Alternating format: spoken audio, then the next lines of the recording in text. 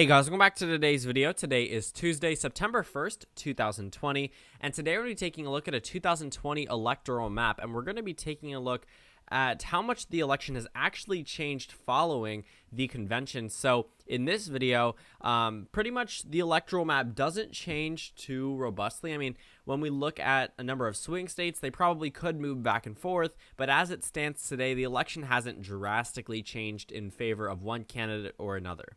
Despite what the pundits, that really like to stir up sensationalism and jump on and say, the polling data indicates that the race may not be narrow, but the betting odds do, and therefore the race is narrow. A bunch of people were accounting for an RNC bump that just didn't happen for Donald Trump. His numbers went up minimally, and it's not enough to say that the convention was the bump was the direct result of a convention, considering that it was minimal, literally 1-2% in certain swing states, which does not indicate that this race is somehow way narrower than before. Because to be completely real and completely honest about what's been happening on the electoral map, as much as people would like this race to be closer, it just isn't.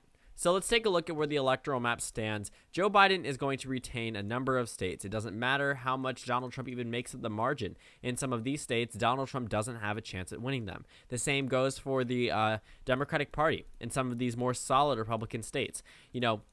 When we look at the solid states that are usually characterized for Donald Trump and for Republicans in the past, some of them may be likely and some of them, have a very real possibility of being less than 15%, but there is no way I could see Joe Biden carrying any of them. A perfect example is South Carolina and Alaska. These are two states that actually went to Donald Trump by 14% in 2016. By my ratings, they would not be characterized as safe. They would be considered to be likely states. I will hold this characterization as I don't think that Donald Trump will carry them by a larger margin than 2016. The same goes in some other states, but we'll get there. It's not too important to the overall electoral map. The numbers typically remain the same. For Joe Biden and Kamala Harris, they have it pretty much locked down in some of these Democratic states. Colorado, New Mexico, Virginia, these are all states that I would characterize to be likely for the Democratic Party. Maine's first congressional district, I would consider that one to be safe, and then Maine at large, I would consider to be likely. Now, following the convention, Joe Biden, I guess you could say, he was entering into the Democratic convention with a very strong lead, an 8-point lead. He finished with a 9-point lead. I wouldn't say that was a convention bump either. For Donald Trump, he goes in, actually we have the data right here. Let's take a look. Goes into the convention with, an 8-point deficit and is now down by 7%. It's roughly a 1% difference than where it was before. Joe Biden was riding high. He was at a 10-point margin of victory back in early July, and then it went down to 9-8, which is now down to 7. But I will say that, Donald Trump's improvement of 1% is comparable to Joe Biden's improvement of 1% following the DNC. And that wasn't really a convention bump. And now we're in September, and we're roughly 60 days until the November general election. And you can't really say that all of a sudden now, I didn't mean to click that. All of a sudden now, the election is narrow, because realistically it isn't. Let's take a look at some of these swing states. They pretty much have pushed away from Donald Trump, to be completely honest. States such as Michigan are now likely Democratic states. I honestly think Michigan will be the most Democratic state out of Wisconsin, Michigan, Pennsylvania, and get this, Minnesota.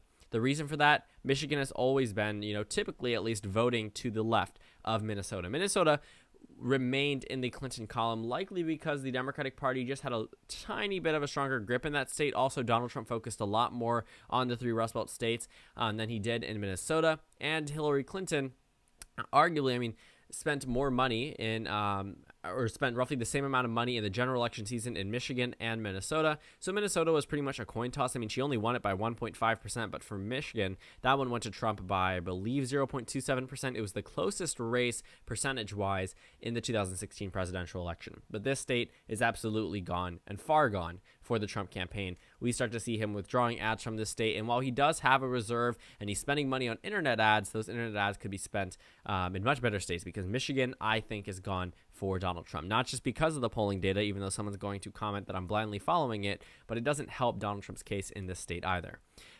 For Donald Trump, I think he will carry states such as Texas. I think Texas will go to him by a lean margin at this point.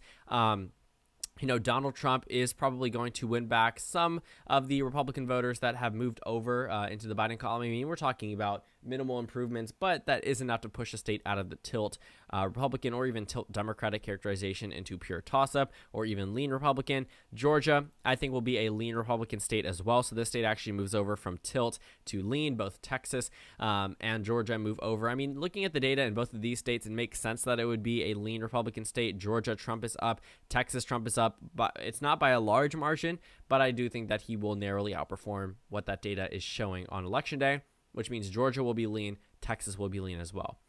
For Trump's victories in Iowa and Ohio, I honestly think that he will carry Iowa and Ohio by, I think he will carry both of them.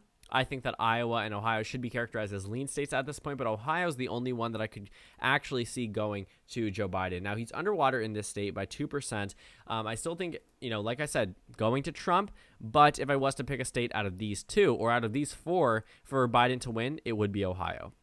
This could be easily tied to Biden and the Obama economy and what was done for the Rust Belt. And also, Donald Trump attacking Goodyear. I think that will play very horribly in this state. But I still think that he will narrowly carry it. I mean, he won it by nearly 9% in 2016, so he has a lot of leeway with the voting groups that he's losing. I mean, he's significantly dropping in terms of a likely down to a lean characterization. I'm expecting possibly a maybe at most 3-point margin of victory for Trump in this state, which means he's lost 6% of voters or 5% of voters, and it's a pretty significant drop, and it could be way closer. But at most, I would say Donald Trump could win Ohio by a 3% margin. I still think that Biden is going to carry Pennsylvania. I don't think that's gone. I still think that he's going to carry Nevada, but I do think that the races will be a little bit more to the right following all of the conventions. Again, it's not really a bump. It's just moving it over from likely to lean because it was already at around 6% margin of victory expected for Joe Biden in these states, narrowing it down to 5%, 4.5%, 5%, isn't too important. But the fact that it is a little bit narrower is something to talk about, but it's not drastically changing the outcome of this race. For the state of New Hampshire, I still think that this state is going to be a likely margin for Joe Biden. Really don't see Donald Trump winning that state. For the remaining 77 electoral votes, to be completely honest with you, Joe Biden is still likely to retain most of them. For Wisconsin, Joe Biden is probably going to carry Wisconsin by a lean margin as well. And Minnesota, which puts him over the top, making him the 46th president of the United States. I just don't see a pathway for Donald Trump at this point, even following a convention where he's supposed to receive a bump. He's still down 7% on the national average, and even in skewed to the right polls, I mean, Trafalgar Group, which has in the past skewed to the right significantly in comparison to other polls, maybe they were right in 2 states in 2016, but they were definitely off in a number of others in 2018 and also 2016. They were wrong in that year as well. But for Wisconsin, Michigan, Pennsylvania, Minnesota, I still think that Joe Biden is going to hold on to them, which is bad news for Donald Trump if he's leaving the convention, not even leading in those states. Even in Republican skewed polls, he's only up 1-2% at most in these states. So the Rust Belt goes blue, and so does the entire White House. I think Arizona will join the Democratic Party as a lean Democratic state. Before it was likely, down to lean. At some point in time on my channel, it was likely for the GOP, went down to lean, went down to toss-up, to lean Democrat, likely Democrat, which is now back down to lean Democrat. That's just because the race is narrowing up in this state in particular, but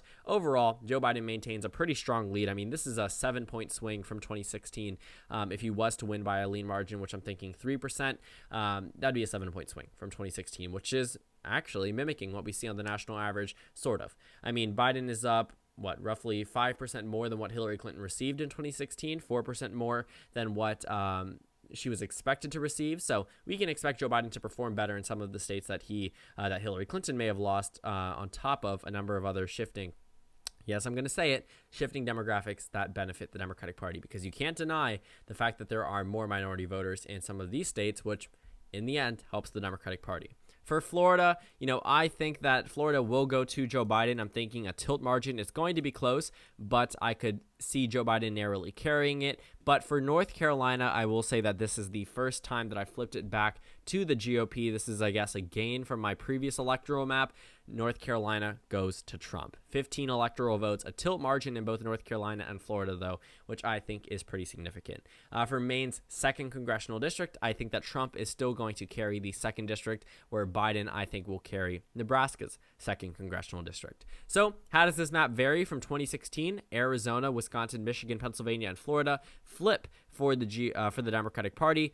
retaining every other Hillary Clinton state from 2016 and flipping Nebraska's 2nd district for Donald Trump. Where does he hold on to? Iowa, Ohio, Maine 2nd, North Carolina, Georgia, Texas. And I guess you could say, Missouri, Indiana, I expect to be narrower than before. But I will say that these states are undoubtedly going to Donald Trump on Election Day.